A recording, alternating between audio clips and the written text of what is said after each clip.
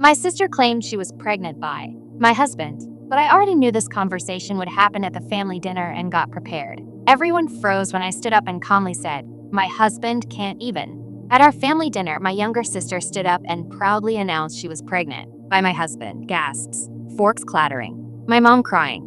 But me? I just smiled, calmly stood up, and said, "My husband can't even have children." Silence. But what no one knew was, I'd been preparing for this moment for months. What followed shocked everyone and exposed lies that went way deeper than a fake pregnancy. My name is Ava Green, and I'm 32 years old. I live in suburban Virginia with my husband, Liam, who's 35, a respected orthopedic surgeon with an annoyingly perfect smile and a reputation that made him seem like Prince Charming to anyone who didn't really know him. We've been married for 4 years. No kids, just a golden retriever named Murphy, 2 SUVs, and a mortgage that could crush the soul of a lesser couple. On the outside, everything looked pristine, but inside, our marriage was a minefield, just waiting for someone to take the wrong step. That someone turned out to be my younger sister, Emily. She's 26, wild, free-spirited, self-declared entrepreneur, which basically meant she sold crystals on Etsy and lived with my parents when rent got too real. She was always the golden girl in my parents' eyes, sweet, a little irresponsible, but just figuring herself out. The fact that I was the one paying her student loans didn't seem to register with anyone. And yet, here I was, getting ready for our family's annual Sunday dinner at my parents' house. This wasn't just any dinner. This was the dinner. The one where secrets were going to detonate. You see, I already knew what Em was planning to say. I'd seen the messages, the flirty text between her and Liam, the blurry, half-dressed selfie, and the kicker? The one that made me stop breathing for a moment. It was her saying she had something important to tell him. Maybe in person, maybe at dinner. For 2 weeks, I couldn't sleep. I read that message over and over. My first instinct had been rage, but after the tears, the numbness, and the silent screaming in the shower, I realized something. I didn't want to cry. I didn't want to beg. I wanted to win. So I got ready. I wasn't going to confront anyone in private. No, that would be too easy for them. Too quiet. I wanted witnesses. My parents, my brother, even Grandma Trish, who barely hears half of what's said unless it's about politics or her arthritis. I picked a soft blue dress. I curled my hair. I looked like someone who had no idea her world was about to implode. That was the point. I was calm. I was ready. Because I had something that would destroy their little drama. Dinner started normally, roast chicken, mashed potatoes, everyone laughing at my dad's terrible jokes. Emily wore a smug smile and kept stealing glances at Liam, who looked pale and fidgety. My stomach churned, but I kept my smile. Until Emily set her fork down and cleared her throat. I have something to say. Her voice was but her eyes were gleaming. I put my napkin down gently and folded my hands. Everyone looked at her. Mom tilted her head. Dad stopped. Even Murphy, who'd followed me from home and was now lounging near my feet, seemed to sense the storm brewing. Emily's lip trembled, Oscar-worthy. I didn't want to say this here, but I'm pregnant. Everyone gasped. My mother clutched her pearls like a bad soap opera extra. Emily paused dramatically. And the father is someone you all know. Liam's face turned to chalk. I leaned back, letting the moment stretch until I felt the weight of every eye at that table. Then she said it. It's Liam. Silence. A full 10 seconds of stunned, drop-dead silence. My father's fork clattered onto his plate. Grandma muttered something about youth these days. Liam looked like he might pass out. Then I stood up, slowly, calmly. All eyes turned. I reached into my purse, pulled out a folded sheet of paper, and placed it on the table. It was a letter from Liam's doctor. My husband, I said, my voice as steady as ever. Can't even have children. Emily blinked. What? Liam had a vasectomy 2 years ago. And just to be sure, we had his fertility tested again 2 months ago. 0 motility, 0 sperm, 0 chance. So unless you're carrying the second coming of Christ, that baby isn't. Emily stared at me like I just slapped her across the face. The room, moments ago filled with shocked silence, now buzzed with confusion and envy. My mom's hand hovered in midair, as if she wasn't sure whether to comfort Emily or start questioning. Liam hadn't moved a muscle. His eyes were glued to the floor like he was trying to disappear into it. I slowly walked around the table and placed the letter directly in front of my dad. You're a logical man. Read it. He adjusted his glasses and read it silently. His jaw twitched. Then he passed it to my mother, who went pale halfway through. Grandma Trish, bless her nosy heart, leaned forward like she was about to start taking notes. Emily's voice cracked. This is fake. You forged this. I let out a quiet laugh. Not the kind that's lighthearted. The kind that says, you're already buried, but keep digging. I called the clinic this morning. The doctor's name is on the letter. You can ask him yourself. In fact, I can put him on speaker right now if you want. She opened her mouth, but nothing came out. Then she turned to Liam. Tell them the truth. You said you wanted to leave, that you loved me. Liam finally looked up, eyes glassy. I never said I loved you. His voice was weak, like the air had been punched out of him. Emily, I told you it was a mistake, that it couldn't happen again. That was the moment. The exact moment everything turned. Because suddenly the attention shifted. You did sleep with her? My dad asked, rising slowly from his chair. Liam nodded, ashamed. Once. It was after that fight Ava and I had. I was drunk. She came over. It was stupid, but it only happened once. My mom looked like someone had just kicked her soul. You cheated on our daughter. With her own sister?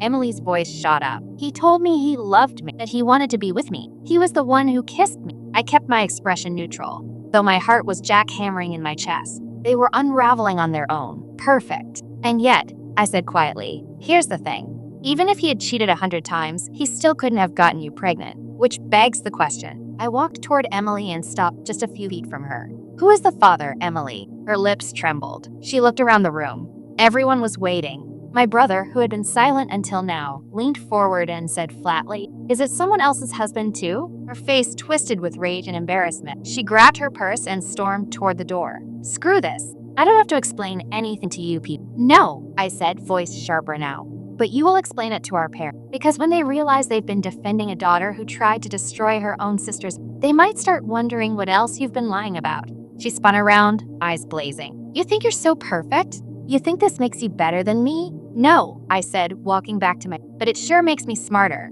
As the door slammed behind her, the table remained still for a long moment. Liam sat frozen, guilt and shame dripping from every pore. I could feel him trying to find the words to explain himself, but I didn't care anymore. I had come prepared for this moment, but I had another surprise ready, because this wasn't just about cheating. This wasn't just about betrayal. This was about truth, and mine wasn't done yet. I cleared my throat and looked at my family. There's one more thing, I said calmly. Liam looked up sharply, dread in his eyes. I pulled out a second envelope. You see, I didn't just find out about the messages and the affair. I did my own digging. I found the burner phone, the hotel receipt, and more importantly, Liam's secret bank account. His head snapped up. Ava, wait. I hired a lawyer 3 weeks ago. I continued. The divorce papers are ready, and I will be serving them tomorrow morning. You won't get a cent more than what the prenup allows. And I've already spoken to the hospital board about those prescriptions you wrote Emily under a fake name. Liam's face drained of all color. What? Yeah, I said, folding my hands. I know everything. My father stood slow. You wrote fake prescriptions? My mom gasped. My brother cursed under his breath. Liam tried to defend himself, but his words were stumbling over each other like broken glass. It wasn't. She said she needed help, and I didn't think it would. Save it, I said. You thought you were the smart one, that I wouldn't notice, that I'd stay quiet. But you were wrong. I noticed everything. I just waited for the perfect stage. I stood and looked around the table. Thanks for dinner, everyone. Hope dessert's sweet, because the truth sure wasn't. And with that, I walked out. Not a tear, not a crack in my, because for the first time in years, I wasn't the one holding the sword. I didn't go home that night. I checked into a boutique hotel downtown, one with soft sheets, no memories, and silence that didn't accuse me. I ordered a cocktail, sat on the balcony, and let the city lights blur out everything that had just happened. But I wasn't done. Not even close. The next morning, as planned, my lawyer filed the divorce papers. I felt lighter instantly, like I'd cut off something rotten that had been clinging to me for far too long. But I wasn't just aiming for freedom. I wanted clarity, closure, and just a little justice. And I had one more card left to play. 3 days later, Emily called me. I almost didn't pick up, but curiosity is a stubborn thing. She didn't even bother with pleasantry. You ruined everything. I let the silence sit for a second before replying. I didn't ruin anything. You just never thought I'd be smart enough to fight back. Her voice cracked. I'm getting kicked out. Mom said I have to leave by the end of the week. Dad won't even look at me. I didn't say anything, because what was there to say? But you should know something, she added, bitterness dripping from every word. I lied about being pregnant. I blinked, stunned for a second. What? I wasn't pregnant, she admitted. I just wanted to scare Liam, make him choose. He said he would eventually. I didn't think he'd go full FBI on us. I didn't respond. I just hung up. Because deep down, I already knew. It wasn't about the baby. It was about power, jealousy, and a sister who had always envied me in ways I never realized. Later that night, I got a text from an unknown number. A single photo. I opened it, and my stomach dropped. It was a picture of Emily, but not from some recent party or random selfie. No, this one was from 2 months ago. Standing in the driveway of my best friend Cassandra's house, her arm around Cassandra's husband. I stared at it, piecing things together slowly, like shards of glass forming a mirror I didn't want to look into. Cassandra and I had grown a little distant over the past year, but I never imagined. Was Emily sleeping with him too? I replied. Who is this? Another message came through. Check your email. I rushed to my laptop and opened the inbox. There it was, an anonymous email with a subject line that read, "You don't even know the half of it." There were 10 attachments, photos, messages, screenshots of conversations between Emily and 3 different men, all married, all friends or acquaintances of mine. Some of the messages were explicit, others were worse, manipulative, cold, calculated. One message stood out. "I'll make Ava look like a joke. She always had everything. Let's see how she handles having nothing." And suddenly everything clicked. This wasn't just about Lee, or the baby lot, or one night of betrayal. It was a pattern, a twisted obsession. Emily had been trying to ruin me, slowly, strategically, piece by piece. I forwarded the email to my parents, to my lawyer, and to Cassandra. Cassandra called me an hour later in absolute Ava. I didn't know. I swear I didn't know. I thought she was just friendly. But my husband admitted everything. It started when we were all at your birthday party last year. He said she came on to him. I didn't even cry. I felt like I had stepped out of my own life and was watching it unfold like a train wreck I couldn't stop. But I could sure as hell walk away from it. I believe you, I said softly. I think she's been doing this a lot longer than but I still had one final thread to pull. I remembered a conversation I had overheard between Emily and my mother months ago. It didn't mean much back then, but now it echoed in my head like a warning. Something about our grandfather's will, about changing. I logged into my dad's old desktop at their house. I still had the password. I searched for anything tied to the will to our grandfather's estate. He had left us a significant inheritance years ago, but my parents managed it for us until we turned 30. I clicked through document after document, and then I found it. A signed letter from Emily, requesting early access to her share of the inheritance, with a forged signature. Mine. My blood ran cold. She had impersonated me, taken money from our grandfather's estate, over $50,000, and no one had noticed because it looked like I had co-signed the request. This wasn't just betrayal, it was fraud. And suddenly, the game changed again. The next morning, I took the forged document straight to my lawyer. She skimmed it, her face tightening with each second. This is serious, Ava. If you're right, and this signature was forged, your sister committed a felony. We're not just talking betrayal anymore. This could go to court. A part of me hesitated. Emily was still my sister. Blood, memories, shared childhood, birthday. But another part of me, the one that had been betrayed, humiliated, gaslit, didn't care about the DNA anymore. She had gone too far. I want to file charges, I said, my voice steadier than I expected. Later that afternoon, I returned to my parents' house. Not for drama, not for yelling, just facts. I asked them to sit down, handed my dad the document and said, "Compare the signature. You've seen mine 1,000 times. This isn't me." My mother looked pale. My dad didn't even blink. He grabbed his reading glasses and stared at the page. And then he just said, that moment hit harder than I thought. Not because I needed the validation, but because it was the first time they truly acknowledged what Emily was capable of. My mom started crying. I thought she was just confused. I didn't know she was stealing. She wasn't just stealing money, I said quietly. She was stealing my life, piece by piece. And then my dad told me something I wasn't ready for. She tried to get us to put her name on the house last year, he said, voice low. Said you agreed. Wanted to make it easier if something happened to it. I said no, but she brought document. I felt my stomach twist. Emily had been scheming longer than any of us realized. And now that the truth was unraveling, so was every illusion we'd ever held about her. Later that week, the police showed up at Emily's door. She called me, screaming, crying, threatening. "You're ruining my life, Ava. You've always had everything. This was mine to take." "I didn't ruin your life," I said, my voice like ice. "You did. I just turned the lights on." After the call, I stared at my reflection in the mirror for a long time. I didn't even recognize the looking back. Stronger, sharper, wiser, hurt, yes, but finally awake. But just when I thought it was over, I got a call that changed everything. It was from a woman named Ayla. "I know this is strange," she said, "but I think we might be related." I was too tired for games. "Excuse me? I'm sorry. I've been looking into some. I think Emily is my half-sister. And maybe yours too." I almost dropped the phone. "What are you talking about?" "My mother told me years ago that she had a relationship with a man named Michael Foster, your father. She didn't want to tell me everything, but recently he might have another family." I was speechless. Then she added, "Emily's been talking to my mom behind your family's back for over a year. She knew all of this. I think that's why she's always acted like she was competing with you. She believed she was the real daughter, not you. It felt like someone had cracked the earth under my feet. Was Emily not really my full sister? Had she always known something I didn't? Was this whole mess some warped quest for legitimacy? I didn't know what to believe anymore, but I knew one thing for sure. The betrayal ran deeper than I ever imagined. I ended the call, shaking. My mother was in the kitchen when I walked in. I didn't even wait. Did Dad cheat on you? I asked directly. With someone named Christine Meyer? Her face turned ghost white, and then she whispered, yes. The silence that followed said more than words ever could.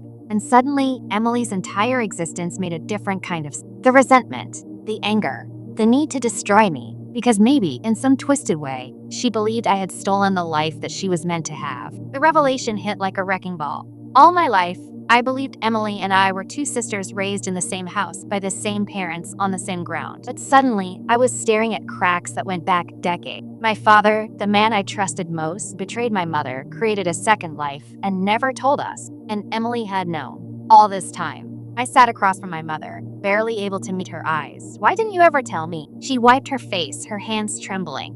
Because I wanted to protect you. I knew you were different from her. I knew you had his kindness, his empathy. But Emily, I always saw the darkness. The moment she found out the truth, she changed. I couldn't wrap my head around it. So she knew she wasn't fully your daughter?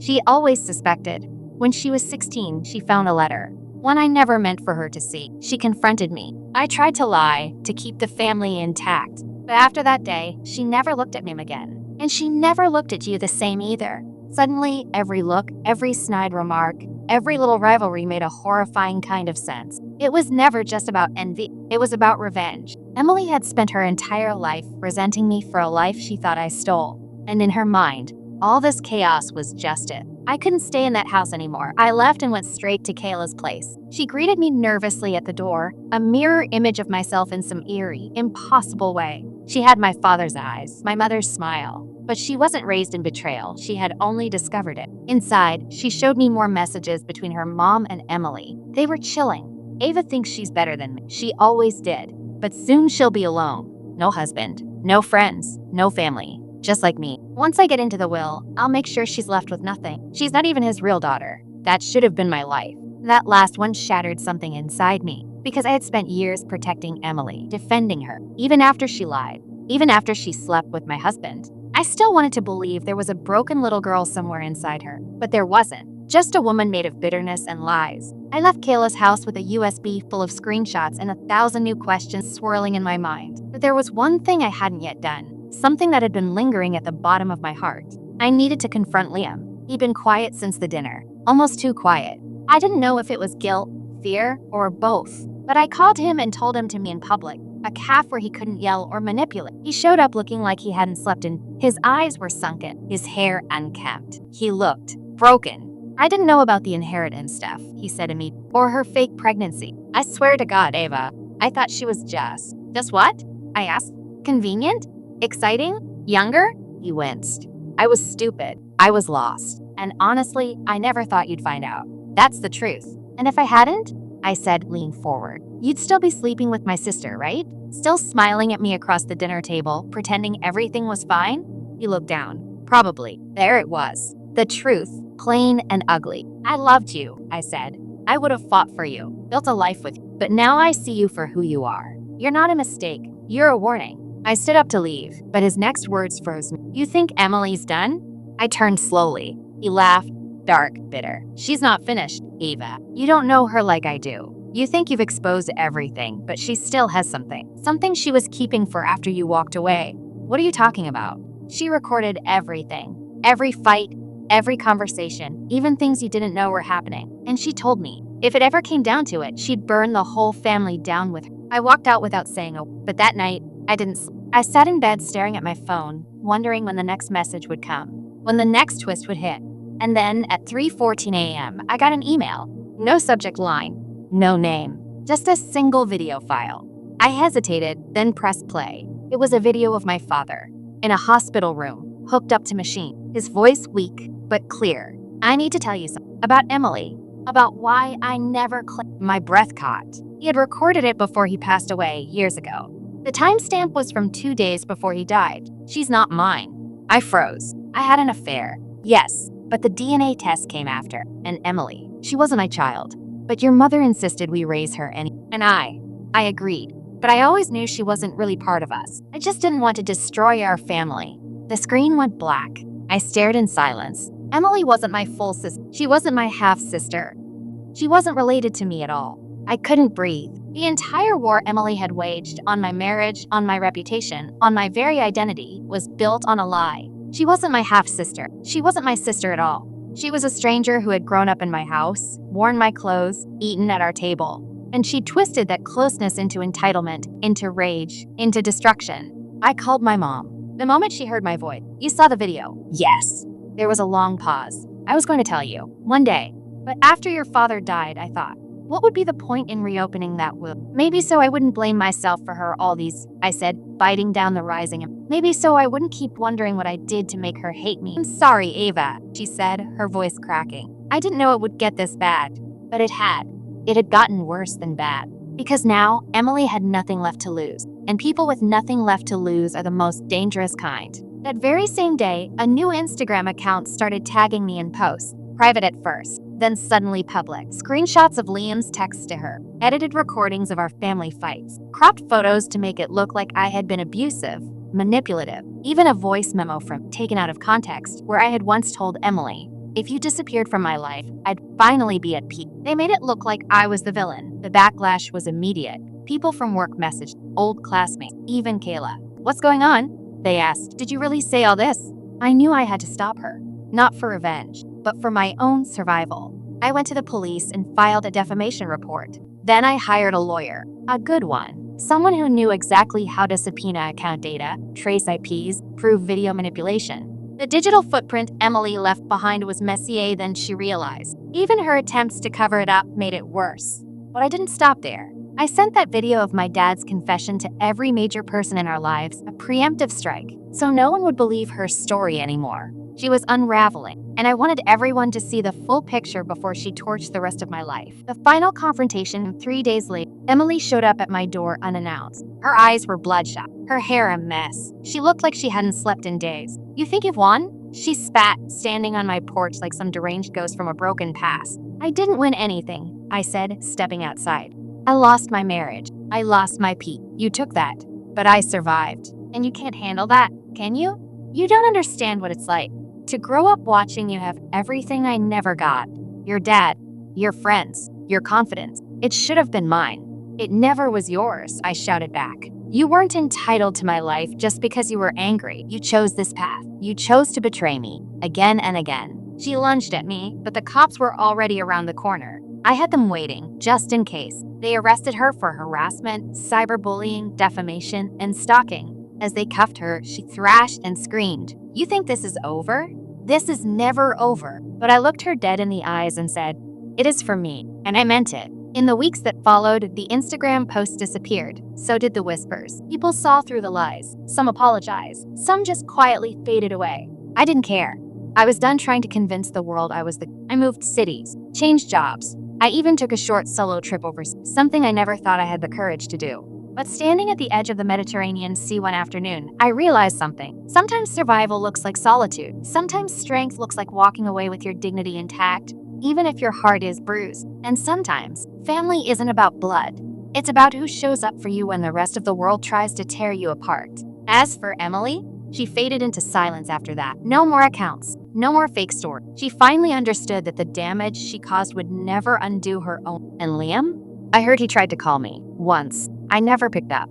I had nothing left to say. Because this wasn't just a story about betrayal. It was a story about resurrection. And I was finally alive again. Ava, 33. If you've ever been betrayed by someone you trusted the most, you're not alone.